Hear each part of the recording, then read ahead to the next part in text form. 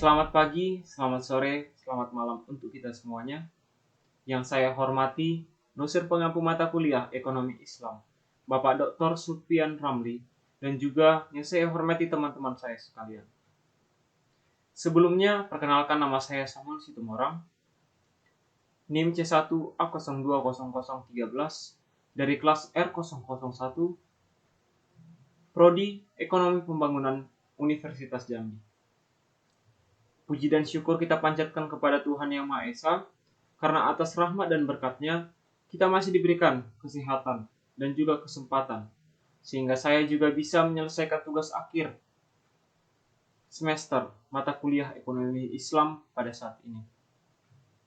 Pada kesempatan kali ini, saya akan menyampaikan sebuah pidato mengenai salah satu materi yang sudah dipelajari dalam pembelajaran mata kuliah Ekonomi Islam, yaitu kebijakan moneter dalam ekonomi Islam atau ekonomi syariah. Dalam setiap penyelenggaraan negara, pemerintah menetapkan suatu keputusan atau kebijakan yang bertujuan untuk menjaga stabilitas ekonomi, politik, sosial budaya, dan pertahanan yang di dalamnya tersirat supaya terwujud kesejahteraan seluruh masyarakat. Maka dari itu, diperlukan salah satu susunan kebijakan, yaitu kebijakan ekonomi moneter di dalam sebuah negara. Kebijakan moneter sendiri merupakan politik negara dalam menuntun peraturan-peraturan dan tindakan-tindakan dalam lapangan keuangan negara. Secara lebih khusus, kebijakan moneter dapat diartikan sebagai tindakan makro. Pemerintah melalui bank sentral dengan cara mempengaruhi penciptaan uang. Dengan mempengaruhi proses penciptaan uang, pemerintah bisa mempengaruhi jumlah uang beredar. Yang selanjutnya, pemerintah bisa mempengaruhi pengeluaran investasi, kemudian mempengaruhi permintaan agregat, dan akhirnya tingkat harga. Sehingga terciptalah kondisi ekonomi sebagaimana yang sudah dikehendaki. Kebijakan moneter dalam Islam berpijak pada prinsip-prinsip dasar ekonomi Islam. Seperti yang pertama itu, kekuasaan tertinggi adalah milik Allah, dan Ia-lah pemiliknya absolut. Dan yang kedua, manusia merupakan pemimpin di bumi, tapi bukan pemilik yang absolut, yang sebenarnya. Dan yang ketiga, semua yang dimiliki dan didapatkan oleh manusia adalah karena seizin Allah. Dan oleh karena itu, saudara-saudara yang kurang beruntung memiliki hak atas sebagian kekayaan yang dimiliki saudara-saudaranya yang lebih beruntung. Keempat, kekayaan tidak boleh ditumpuk terus atau ditimbun. Kelima, kekayaan harus diputar. Keenam, menghilangkan jurang perbedaan antara individu dalam perekonomian agar dapat menghapus konflik antar golongan. Dan yang terakhir, menetapkan kewajiban yang sifatnya wajib dan sukarela bagi semua individu, termasuk bagi anggota masyarakat yang miskin. Dalam aspek teknis, kebijakan moneter Islam harus bebas dari unsur riba dan bunga bank. Dalam Islam, riba yang termasuk dalamnya bunga bank diharamkan secara tegas. Dengan adanya pengharaman ini, maka bunga bank yang dalam ekonomi kapitalis menjadi instrumen utama manajemen moneter menjadi tidak berlaku lagi. Manajemen moneter dalam Islam didasarkan pada prinsip bagi hasil.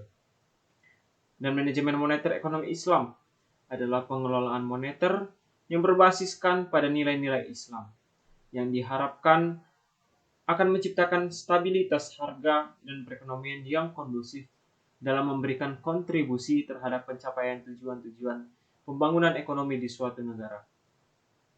Pijakan pokok dalam manajemen moneter Islam adalah tidak berlakunya bunga dan keadilan distribusi kekayaan. Terdapat perbedaan dalam sistem moneter konvensional dengan sistem moneter Islam.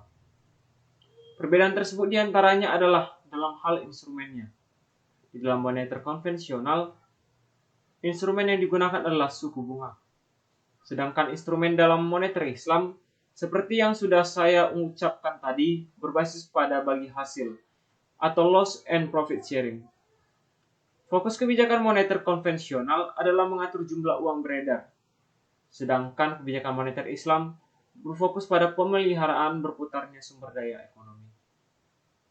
Hal tersebut sejalan dengan konsep uang dalam ekonomi Islam, bahwa uang harus mengalir atau flow concept yang digunakan untuk mendukung berputarnya sumber daya ekonomi.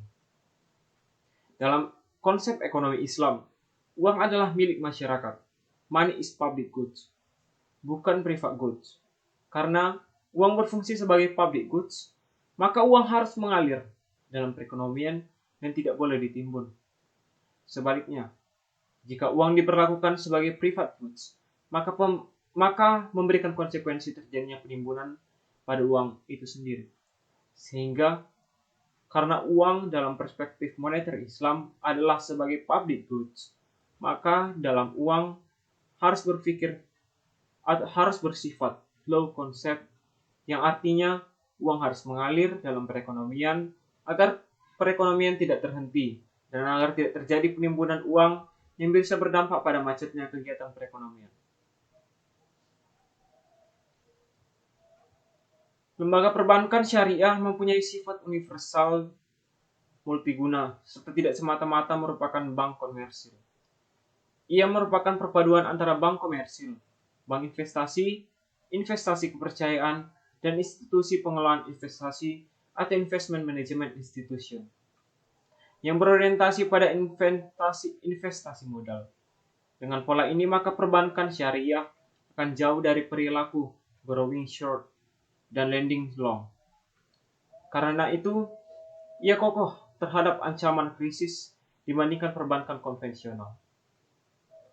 Berdasarkan fakta itu pula, maka kedudukan bank sentral dan dalam konteks ekonomi Islam harus dapat melakukan suatu kebijakan yang dapat melancarkan perekonomian real secara seimbang. Sekian pidato yang dapat saya sampaikan. Semoga ini bermanfaat bagi kita semuanya. Juga saya ingin mengucapkan terima kasih banyak atas perhatiannya dan mohon maaf jika ada kesalahan dalam perkataan atau kata yang kurang berkenan. Sekian dan terima kasih.